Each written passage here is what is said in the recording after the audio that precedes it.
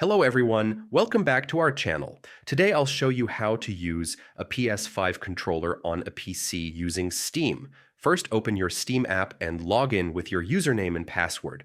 Once logged in, click on the Steam menu at the top left and select Settings. Next, click on Controller and enable PlayStation configuration support. This allows Steam to recognize your PS5 controller and configure it for use.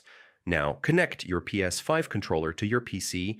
You can use a USB-C cable for a wired connection or pair it wirelessly via Bluetooth by holding down the PES and share buttons until the light flashes.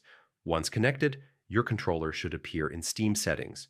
From here, you can calibrate it to adjust sensitivity and responsiveness according to your preferences. And that's it.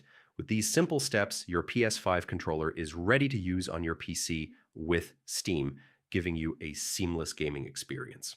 Thanks for watching. Don't forget to subscribe to our channel, and I'll see you in the next video.